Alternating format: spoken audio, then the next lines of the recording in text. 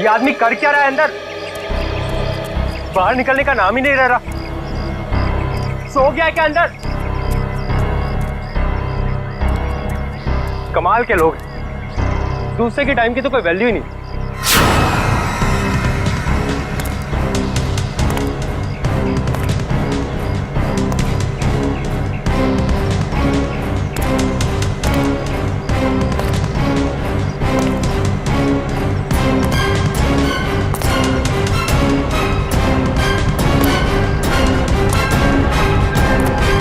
Sir,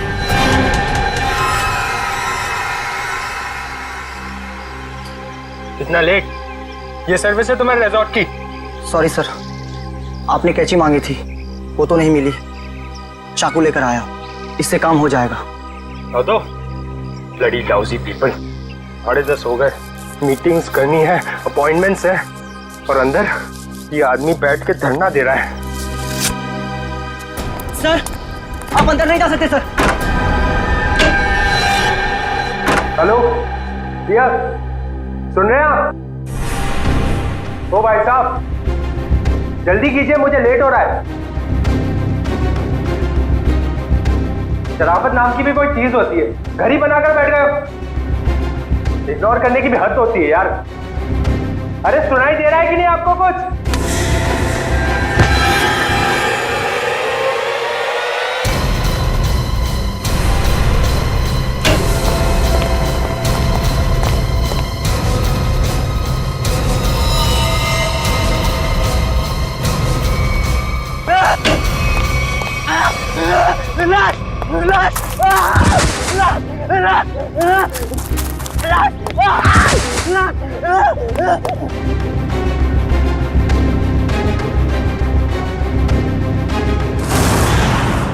हाँ मैं party में आने की कोशिश करूंगी, कुछ प्रॉमिस नहीं कर सकती।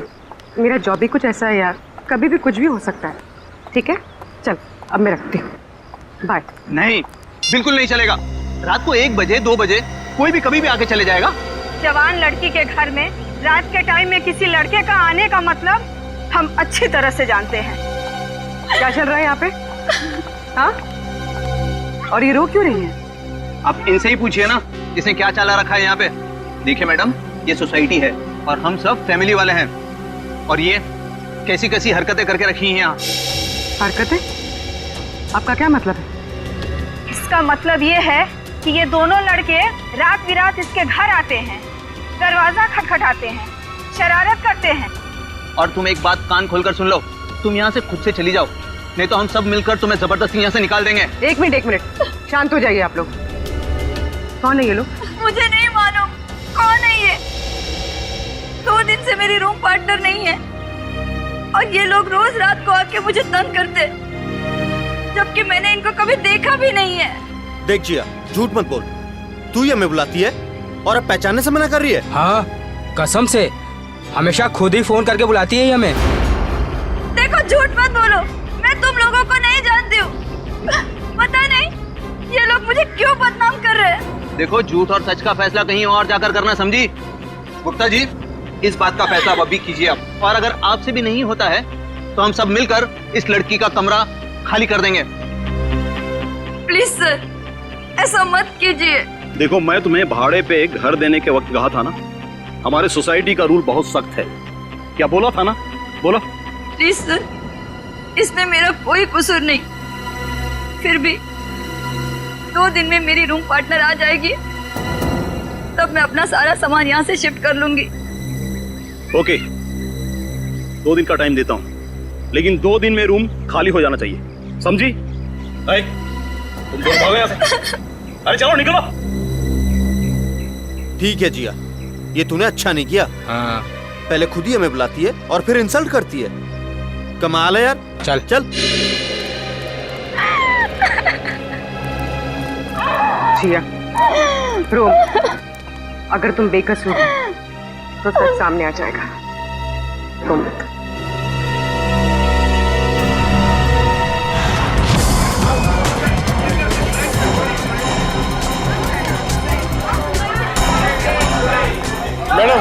मैडम मेरा बिल बनाइए फौरन। सुनिए, जरा शांत हो जाइए। देखिए, यहाँ पर खून हुआ है। जब तक हमारा इन्वेस्टिगेशन पूरा नहीं होता, कोई ये होटल छोड़कर नहीं जाएगा। मैडम, आप भी ध्यान में रखिए, कोई भी गेस्ट नहीं जाएगा यहाँ से, समझे?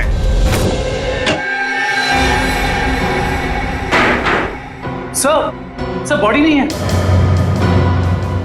बॉडी नहीं है? ये कैसे हो सकता है? बॉडी गई कहां? बॉडी कैसे गायब हो गई? ये कैसे हो सकता है? और सर, अगर किसी ने मर्डर किया है और अगर वो बॉडी ले गया तो फिर ये सिर क्यों छोड़ गया?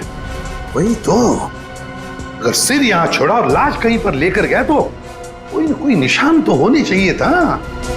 किसी ना किसी ने तो देखा होगा। कोई ना कोई तो जगह हो सकती है। कहां गई लाश? हुआ क्या यहां पर? नहीं नहीं नहीं नहीं, यहां पर जो कुछ भी हुआ है ना संखे, यहीं पर हुआ है, इसी 4 दीवारों के अंदर, स्टीम बॉक्स में, यहीं पर। सर, इस सिर को देख के ऐसा लगता है किसी ने बहुत ही बेरहमी से कत्ल किया इसका, लेकिन यहाँ पे एक भी खून का निशान, कोई धब्बा, कुछ भी नहीं है। एग्जैक्टली, अगर सिर कटा है तो खून होना चाहिए था इन दीवारों पर, खून होना चाहिए था इस फर्श पर, लेकिन यहाँ पर खून का कोई भी निशान नहीं, कोई धब्बा नहीं।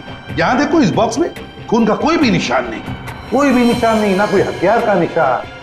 संखे, सिर कटा हुआ है, लाश गायब है, लेकिन इस पूरे कमरे के अंदर कुछ भी निशान नहीं, कमरा सुथरा साफ है। इसका मतलब कुछ ना कुछ तो गड़बड़ जरूर है, कुछ ना कुछ तो गड़बड़ जरूर है बॉस। सर, हाँ सर, जिसका खून हुआ है उसके दोस्त बाहर आए हुए हैं। ठीक है, तुम चलो, मैं आता हूं। सोलंकी, देख ले इस कमरे का एक एक कोना कोना छान मार ले, देख ले कुछ मिलता है क्या। देखता हूं। सर, ये रहे। आप लोग रजित के दोस्त हैं? जी सर। आखिरी बार कब मिले थे रजित? सर, आज सुबह ही मुलाकात हुई थी। तो क्या कुछ फर्क लगा आपको रजित के बर्ताव में?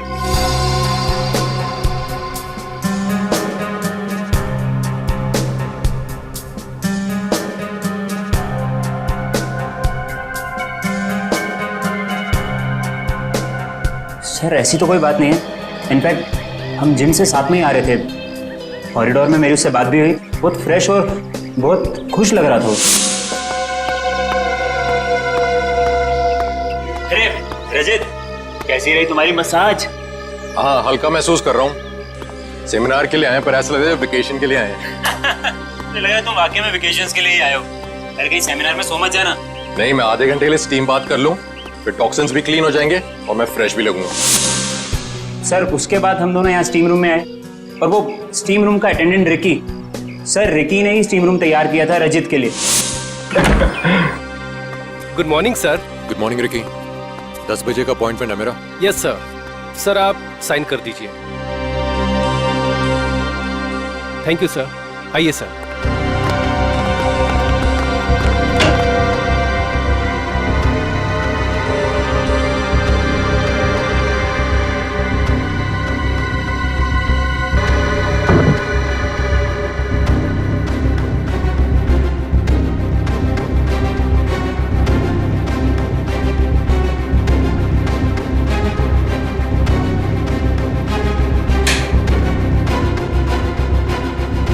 कितना टाइम लगेगा? सिर्फ 25 मिनट।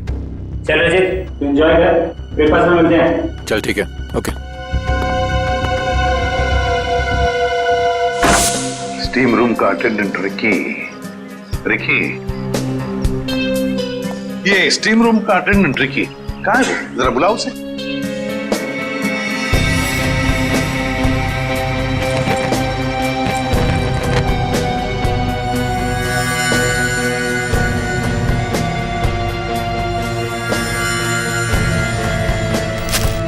सर, वो जब से हादसा हुआ है तब से गायब है। रिकी इस रिसोर्ट में कहीं नहीं। रिकी गायब है? जब से हादसा हुआ रिकी गायब है। इस रिकी का पता लगाना पड़ेगा। सर, सर, खून, एक और लाश उधर है।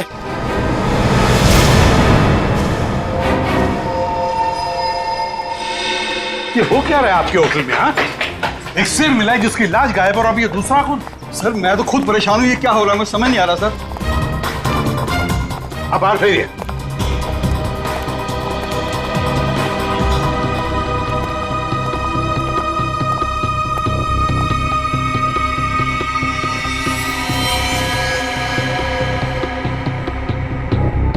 छाती में दो वार किए हैं।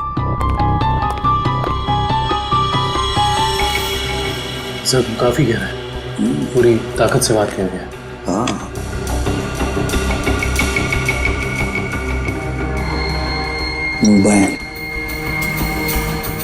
Correct sir. देखो फिंगरप्रिंट चेक करो इस पर। सर हाँ ये खाली ब्रीफकेस, स्टील की ब्रीफकेस, वो भी खाली। जरूर इसमें कुछ ऐसा सामान था जिसकी वजह से शायद इसे मारा गया। सर ये 2 ग्लासेस। दो ग्लासेस?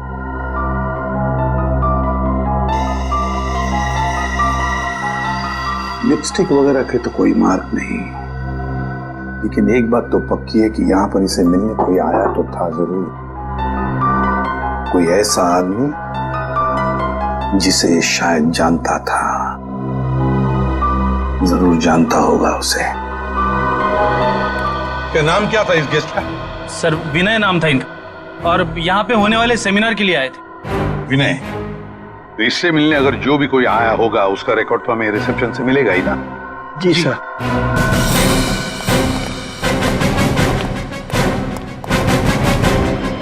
देखो विनय के बारे में और कुछ जानना चाहते हैं हम लोग। ये विनय कब आया था यहाँ पर? सर मिस्टर विनय ने आज सुबह ही चेक इन किया था हमारे रिजॉर्ट में, करीब 8 बजे। 8 बजे? जी।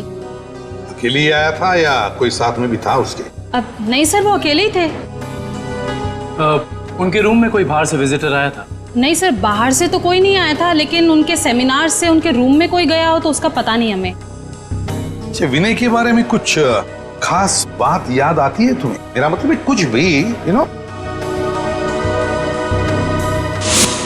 आपके रिसोर्ट में इस ब्रीफकेस के लिए कोई पर्सनल लॉकर है? आई एम सॉरी सर, हमारे रिजॉर्ट में ऐसी कोई फैसिलिटी नहीं है। ओके। हाँ सर, उनके पास एक छोटा सा स्टील का ब्रीफकेस था जिसे वो कुछ ज्यादा ही संभाल के रख रहे थे, और उसके लिए उन्होंने पर्सनल लॉकर के बारे में भी पूछा, बट सर हमारे रिजॉर्ट में ऐसी फैसिलिटी नहीं है। स्टील का ब्रीफकेस? लगता है ये वही स्टील का ब्रीफकेस है जो हमें उसके बेड पर से मिला है। जरूर उसके अंदर कोई कीमती, कोई इंपॉर्टेंट सामान होगा। सर ऐसा भी तो हो सकता है कि इस विनय की मौत का यही कारण हो। हाँ सर, विनय के रूम में कोई होटल के बाहर से नहीं, होटल के अंदर से आया था और दोनों साथ में ही बैठे थे। सर। हाँ करण। सर इस फोन पर जो फिंगरप्रिंट्स थे उसे उठा लिया है सर। Very good. देखते हैं आखिरी फोन किसका था। पार्टनर, जरूर किसी पार्टनर ने फोन किया था विनय को। पता लगाना पड़ेगा है कौन ये पार्टनर।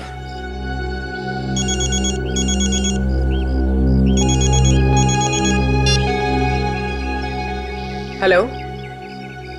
हाँ, तुम आज से ही काम शुरू कर दो, ये जरूरी है।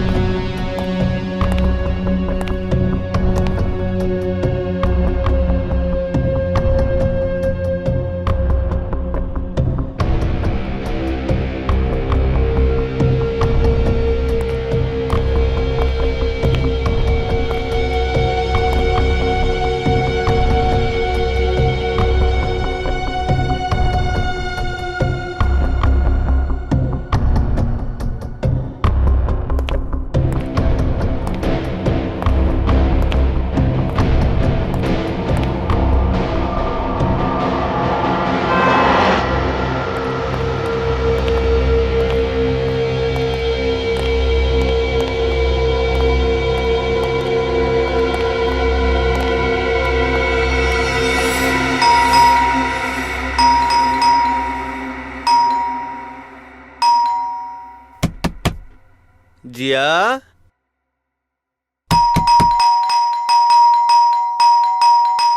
दरवाजा खोलो जिया। जिया, जिया, जिया दरवाजा खोलो वरना तोड़ देंगे हम, बता रहे हैं हम बस।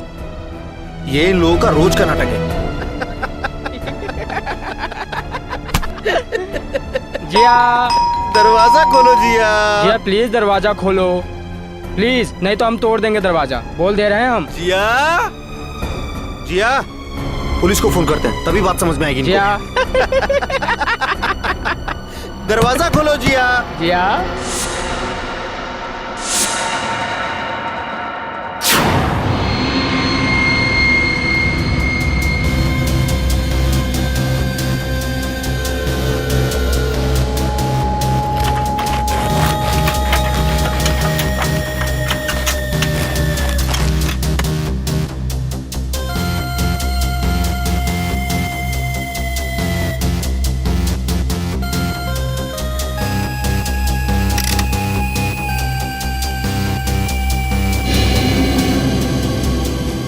सर, आता रहेगा।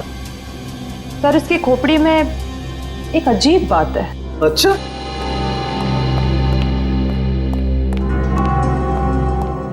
क्या अजीब बात है? सर इसकी गर्दन पे ना तो किसी चीज से काटने का निशान है और ना ही तोड़ने का। लेकिन कोई ना कोई निशान तो जरूर होना चाहिए। हाँ, कोई निशान तो होना ही चाहिए। अगर हथियार का नहीं है तो किसी और चीज का निशान होना चाहिए जिससे मारा गया।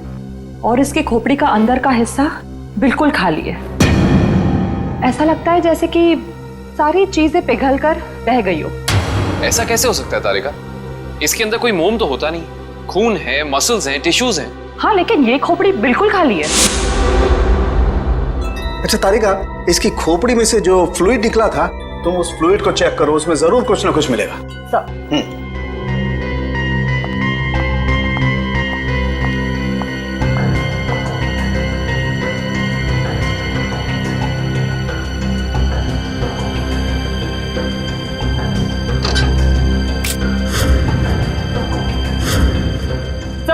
हाँ? ये देखिए।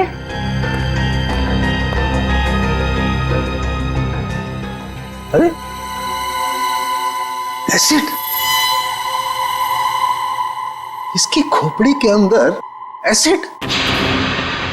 सर इसका मतलब है एसिड या किसी केमिकल से इसके सर के अंदर के हिस्से और इसके शरीर को पिघला दिया गया और फिर स्टीम बॉक्स के ड्रेन पाइप से बाहर निकाला गया। हाँ, और वो भी 30 मिनट के अंदर। सर ये कैसे हो सकता है? हमने तो पढ़ा था कि कॉन्सेंट्रेटेड एसिड में किसी भी बॉडी को पिघलने के लिए कम से कम 20 घंटे लगते हैं। You're right, श्रेया, 20 घंटे ही लगने चाहिए, लेकिन इस केस में ऐसा नहीं हुआ। एक और बात, इस ड्रेन पाइप में मुझे कैल्शियम फॉस्फेट, जिससे इंसान की हड्डियां बनती हैं, वो और कुछ टिश्यूज के टुकड़े मिले हैं। मुझे लगता है जिस एसिड से इस आदमी के शरीर को पिघलाया गया है, यह एसिड किसी की इन्वेंशन है, कोई नई खोज। हाँ सर, उस बॉटल के निचले हिस्से से जो निशान बना था जिस केमिकल से, वो भी एसिडिक है और हमारे किसी केमिकल से मैच नहीं करता। लेकिन सर, अगर इस एसिड ने रजीत की बॉडी को पिघला दिया तो फिर वो स्टीम बॉक्स क्यों नहीं पिघला? वो इसलिए क्योंकि ये एसिड किसी मेटेलिक चीज को नहीं पिघलाता है और इसीलिए इस एसिड को कांच की बोतल में रखा गया था। सर फिर तो उसे बहुत दर्द हुआ होगा। नहीं वंश, मुझे नहीं लगता है इसे दर्द महसूस हुआ होगा। क्यों सर? क्योंकि श्रेया पहले इसे बेहोश कर दिया गया था। मतलब पहले इसे बेहोश किया गया, फिर मारा गया, उसके बाद स्टीम बॉक्स की ड्रेन पाइप से बहा दिया गया। बहुत ही डरावना और भयानक तरीका है किसी की जान लेने का। हाँ, और बहुत ही अजीब भी। सब कैसे किया गया होगा, ये कौन सा एसिड है, ये सब पता लगाने के लिए मुझे थोड़ा वक्त लगेगा। लेकिन सर, अगर ये किसी का आविष्कार है, नई खोज है, तो जाहिर सी बात है उसने इसके पेटेंट को रजिस्टर करवाया होगा। बिल्कुल करवाया होगा। इंटरेस्टिंग। इसका मतलब जिसने भी पेटेंट रजिस्टर करवाया है उसकी सारी इंफॉर्मेशन हमें गवर्नमेंट ऑफिस से मिल सकती है। हेलो, क्या रजीत का? ओके, अभी पता चला है कि विनय ने जिस पार्टनर वाले नंबर पे फोन किया था वो और किसी का नहीं बल्कि रजीत का नंबर था। इसका मतलब विनय और रजीत एक दूसरे को जानते थे और रिजॉर्ट में विनय के कमरे में हमें जो 2 ग्लासेस मिले थे उनमें से एक ग्लास शायद रजीत का था। अब तो विनय के घर वालों से ही पता करना पड़ेगा। लगता है रिकी घर पर नहीं है, तोड़ दो दरवाजा।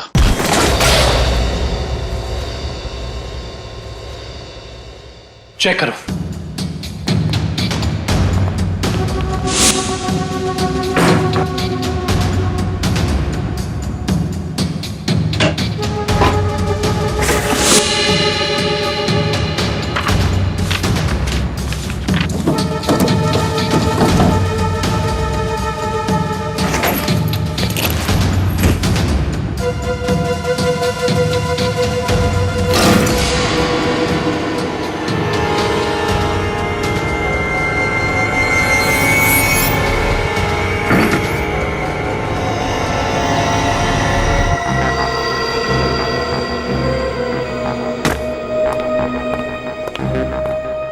ये बॉटल देखो, इसका नीचे का हिस्सा बिल्कुल वैसे ही है जैसा निशान हमें रिजॉर्ट के स्टीम रूम में मिला। ओह, तो इस केमिकल से रिकी ने रजीत की बॉडी पिघलाकर उसका खून कर दिया है। हाँ, लेकिन एक स्टीम रूम का अटेंडेंट किसी को इतनी चालाकी से नहीं मार सकता।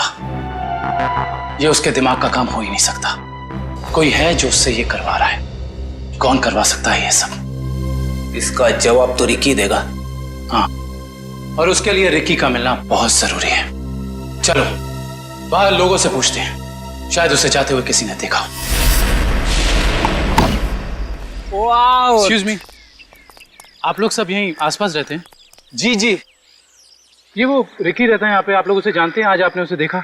हाँ सर, मैंने देखा उसे। बड़ी जल्दी में लग रहा था और एक बैग भी था उसके हाथ में। अच्छा, यहाँ से किस तरफ गया था वो? सर उस तरफ। उस तरफ? हाँ सर, एक ट्रक आया और रिकी उस पे बैठ के निकल गया। थैंक यू, चलो उस डायरेक्शन में देखते हैं।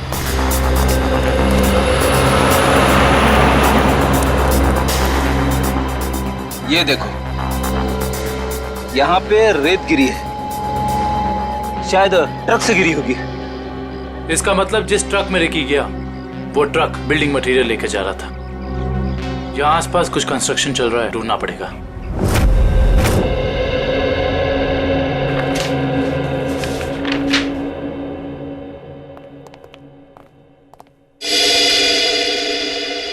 जी कहिए।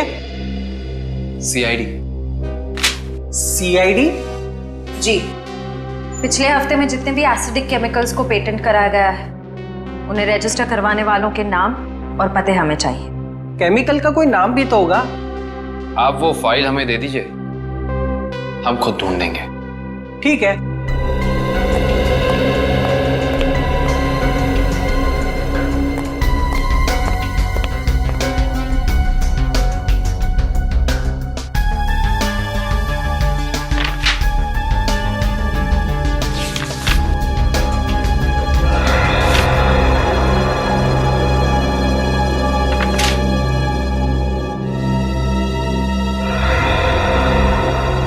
ये देखो, ये एसिड हाइड्रोवर्क्स नाम की एक कंपनी ने रजिस्टर कराया है और इस कंपनी के मालिक हैं रजित और विनय।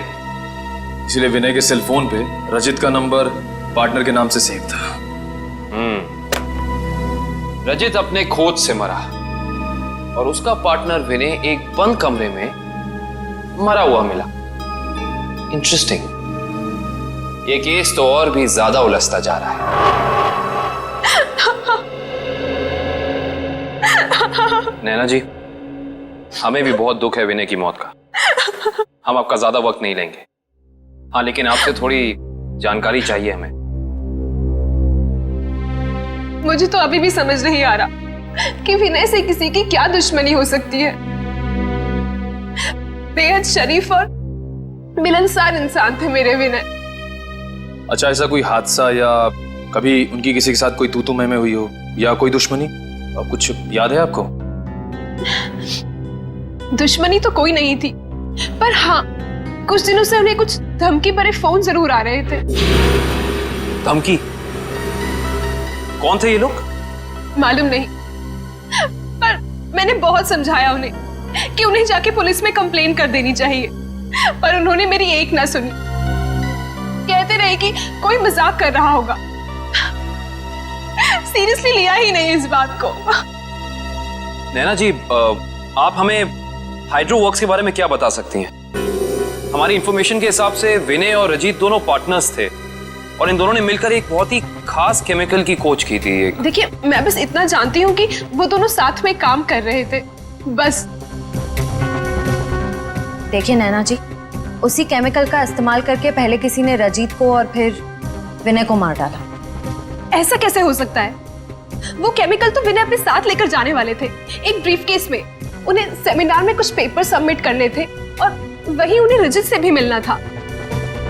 अच्छा नैना जी, क्या पहले कभी ऐसी कोई घटना हुई है जिससे हमें कोई सुराग मिल सके?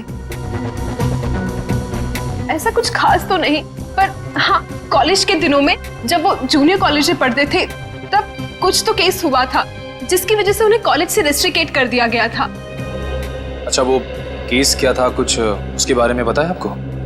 देखिए, मैं ज्यादा कुछ नहीं जानती, पर बस इतना पता है कि कुछ तो केस हुआ था जिसकी वजह से उन्हें रेस्ट्रिकेट कर दिया गया था बेवजह। कौन सा कॉलेज था ये? GRN college. Thank you.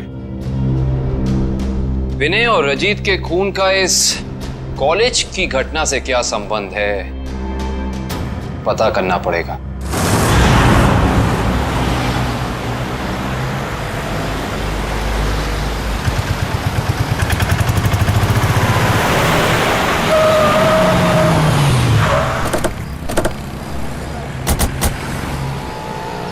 ये देखिए, रेत यहाँ पे पड़ी हुई है और ये देखो टायर के मार्क्स। इसका मतलब ट्रक यहाँ पे आके रुक गया था, लेकिन ये कंस्ट्रक्शन का काम भी तो बंद है। यही वजह है कि अब हमें ये पूरी जगह चेक करनी होगी। आओ अंदर चलकर देखते हैं।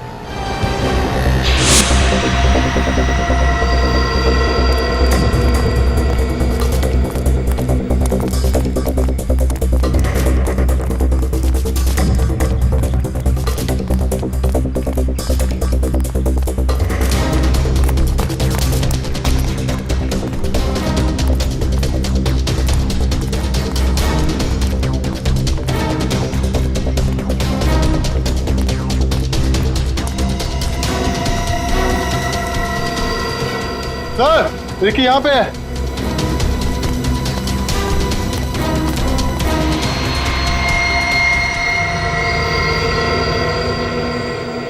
रिकी, रिकी, ये तो ठंडा पड़ गया। हाँ सर, इसकी स्किन भी कड़क हो गई है। पहले से हॉस्पिटल पहुंचाओ।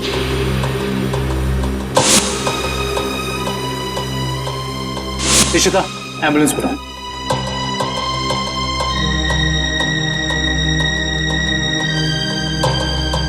इसके शरीर पे जेल जैसा कुछ लगा हुआ है, जिसकी वजह से इसका शरीर अकड़ गया होगा। और ये देखिए, आसपास के पत्थरों पे भी जेल जैसा ही है। ये देखो,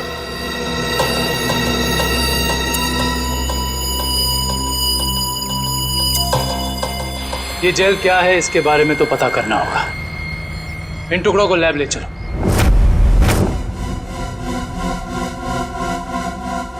जिस तरीके का केमिकल हमें क्राइम स्पॉट पे मिला है, उसी तरह का केमिकल मैंने बनाया है और ये केमिकल मैं इस बॉक्स में डालता हूं। अरे का बॉडी टेम्परेचर मिला? नॉर्मल है सर। गुड। इस स्टीम बॉक्स में जो बॉडी है, ये लगभग इंसान की बॉडी की जैसे ही है। आपका कहने का मतलब है क्लोन की तरह? ऐसा ही समझ लो। अब इस मशीन में हमने जो केमिकल डाला है, उसकी स्टीम हम स्टीम बॉक्स में पास करते हैं। लगभग 30 मिनट तक हम स्टीम पास करते हैं। उसके बाद देखते हैं क्या होता है।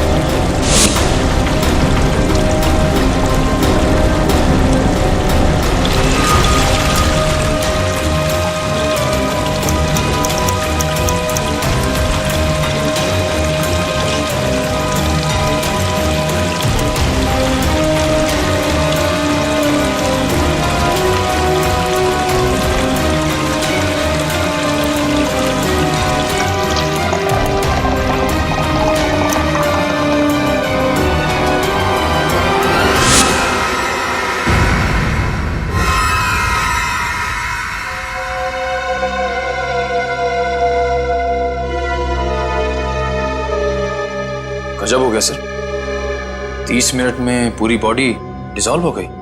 हाँ निखिल, ये केमिकल बहुत पावरफुल है। थोड़ी सी मात्रा में पूरी की पूरी बॉडी पिघल करके बह जाती है। रिकी की बॉडी भी इसी केमिकल की वजह से फ्रीज होकर के अकड़ गई थी। आई सी, बहुत ही खतरनाक केमिकल है ये।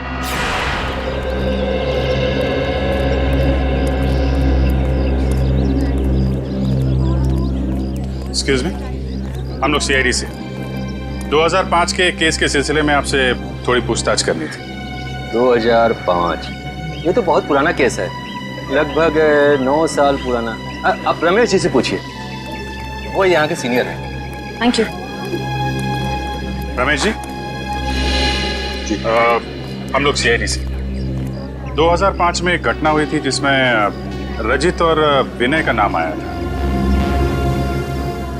रजित और विनय? सर, क्या है कि हर साल इतने लड़के लड़कियां आते हैं तो नहीं, उस केस में इन दोनों लड़कों को रेस्ट्रिकेट किया गया था। रेस्ट्रिकेट?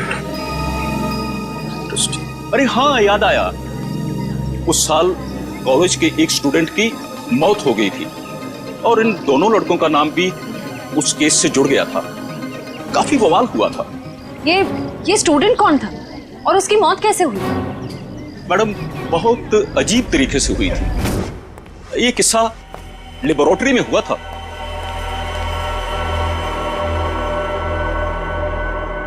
इतनी देर तक कौन काम कर रहा है? कौन काम कर रहा है?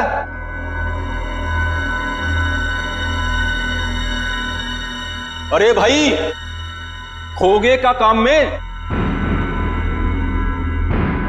जवाब तो दो। कब तक काम करोगे? अरे चुप क्यों हो? बताओ, मैं लेबोरेटरी बंद करूं या खुली रहने दूं?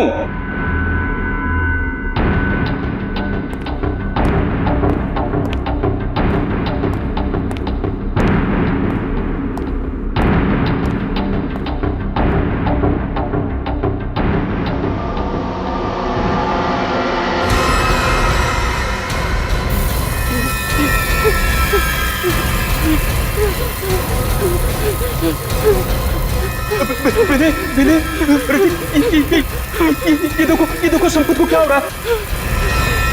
सर बचाइए इसे, प्लीज सर, बचाओ इसे। सर देखिए ना संपत को क्या हो रहा है। सर देखिए ना। क्या कुछ करो भाई। सर क्या हो रहा है, देखिए ना। सर बहुत भयानक था वो। ऐसा मैंने पहले कभी नहीं देखा था। एक आदमी खड़ा था और खड़े खड़े पिघल गया। संपत नाम था उसका, पुलिस केस भी हुआ था और विनय और रजित को रेस्ट्रिकेट किया गया था। इस केस से जुड़ी सारी फाइलें चाहिए। हेलो, कहाँ? कौन से रेस्टोरेंट? ठीक है, मैं पहुंचती हूँ, नजर रखना।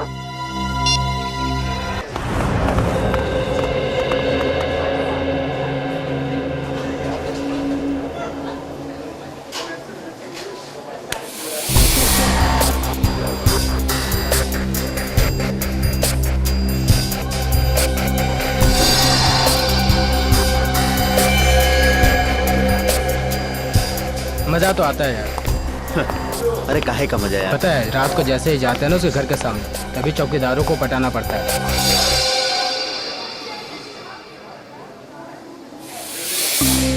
मैडम, आप यहाँ कैसे? तुम लोग क्या समझते हो? तुम लोग कुछ भी करते रहोगे और तुम्हारा कोई कुछ नहीं बिगाड़ सकता। मैडम, हमने क्या किया? एक लड़की का जीना हराम कर रहे हो और पूछ रहे हो क्या किया है?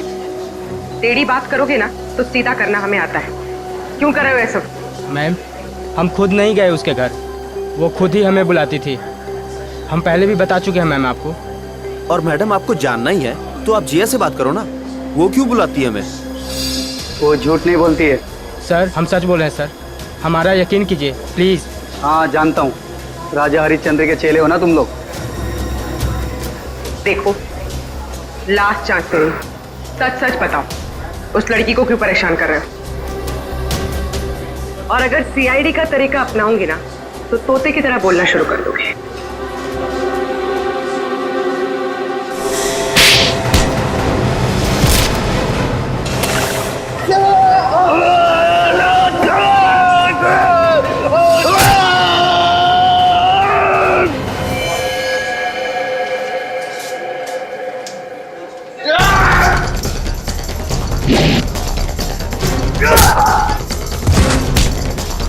लड़कियों को छेड़ता है।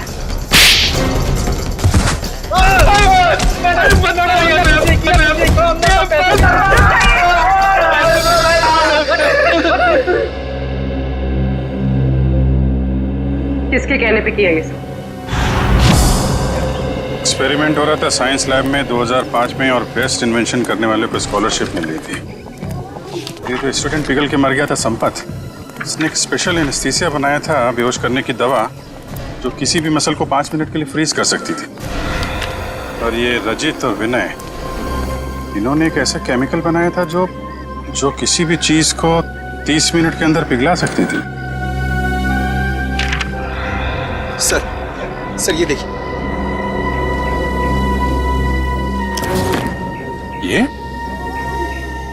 ये भी उस वक्त कॉलेज में था, पर ये बात उसने हमसे छुपाई।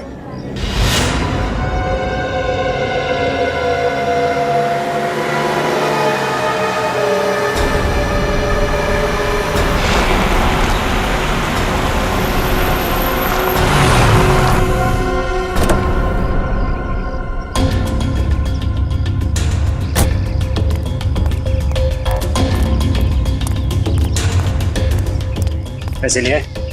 हाँ, ये देखो।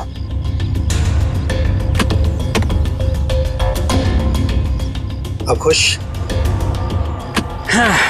गुड। ये रहा तुम्हारा सामान।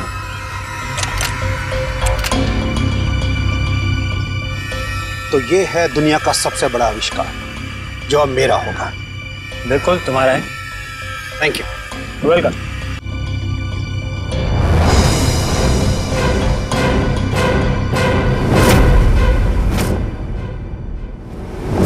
ये छुप छुप के क्या कर रहे हो? हैं? क्या कर रहे हो छुप छुप के? आगे मत बढ़ना, वरना ये बोतल इसी के साथ मैं फोड़ दूंगा। मत बढ़ना आगे, कह रहा हूँ आगे मत बढ़ना, नहीं तो ये मारा जाएगा। तुम यहाँ से जा नहीं सकते हो, छोड़ो उसे। आगे नहीं बढ़ना। कहा ना, मैं झूठ नहीं बोला, झूठ नहीं बोला मैं। पीछे रहो, आगे मत बढ़ना।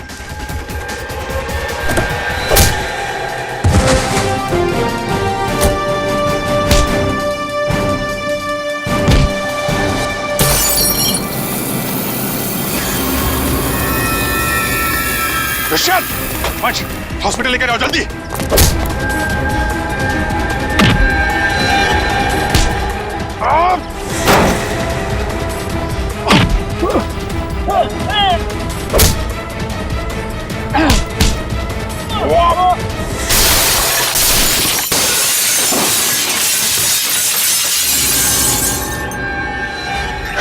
हाँ, मैं नहीं मारा उसे।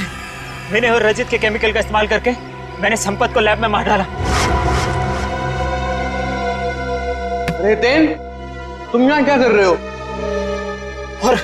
और संपत के बनाए हुए केमिकल पर अपना नाम डालकर मैंने उसे भेज दिया। क्यों किया तुमने ऐसा? मुझे पैसों की जरूरत थी। मेरे खर्चे पूरे नहीं पड़ रहे थे। और जब मुझे पता चला कि संपत ने एक ऐसे केमिकल का आविष्कार किया जिससे बॉडी फ्रीज हो जाती, उसकी इंटरनेशनल मार्केट बहुत ज्यादा थी, उससे वो केमिकल हासिल करने के लिए मैंने उसे भी मार डाला। रजित और विनय को उन्हीं के खोजे हुए केमिकल से मार दिया और केमिकल बेच के पैसा कमाना चाहते थे, क्यों? हाँ। और इसमें वो स्टीम रूम का अटेंडेंट रिकी, उसने तुम्हारी मदद की थी। हाँ, लेकिन मैंने उसे पैसे दिए थे। इस बॉटल का सारा केमिकल स्टीम बॉक्स में डाल देना। जैसे ही काम खत्म हो जाए इस बॉटल को गायब कर देना। चलो। हाँ, समझ गया। चलो निकलो। मैंने पहले विनय को मारा।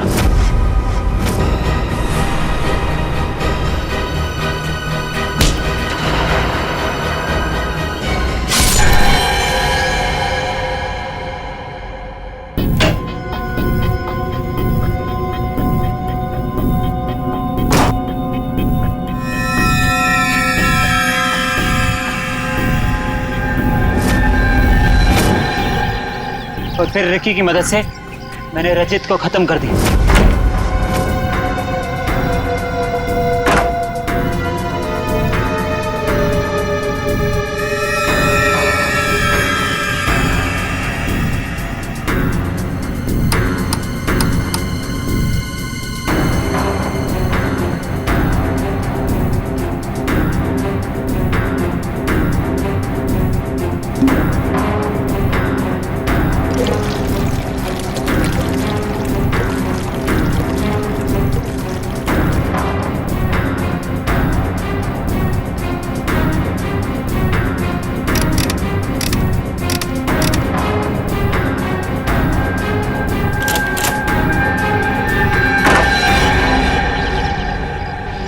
रिकी तो तुम्हारा साथी है ना, फिर उसे मारने की कोशिश क्यों की तुमने?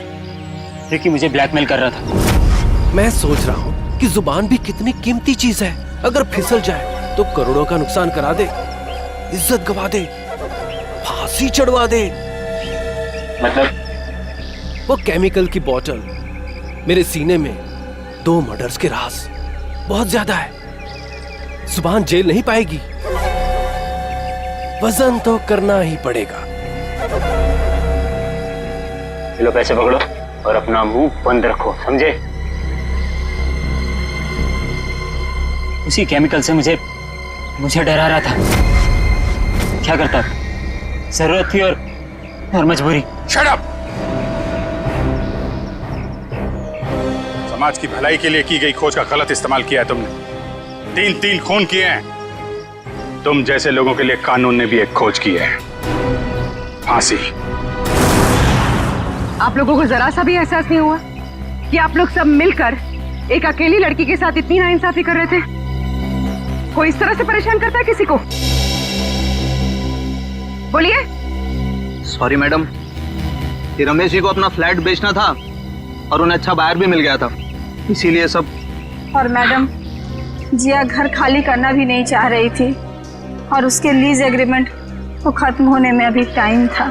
मैडम, ये रमेश जी ने एक दिन आकर हमें अपनी तकलीफ बताई और हमसे हेल्प मांगी। तो आप लोग ने मिलकर ये ड्रामा किया, एक लड़की के कैरेक्टर पर कीचड़ उछाला। आप लोग ऐसा कर कैसे सकते? और रमेश जी, आप पैसों के लालच में इंसानियत भूल गए। सॉरी मैडम, मुझसे गलती हो गई, अब ऐसा नहीं होगा। जिया अब यहीं रहेगी, इसी फ्लैट में। जिया, मुझे माफ कर दो, I am really sorry. Please sir, sorry बोल के मुझे शर्मिंदा मत कीजिए। थैंक यू मैम, आपने मेरी बहुत हेल्प की, वरना मैं अपने पेरेंट्स के पास वापस चली जाती। देखो जी, कभी घबराना मत, अपने हक और अपने सम्मान के लिए हमेशा लड़ना, समझे? Best of luck. Thank you ma'am. For more updates, subscribe to our channel, click the show links and enjoy watching the videos.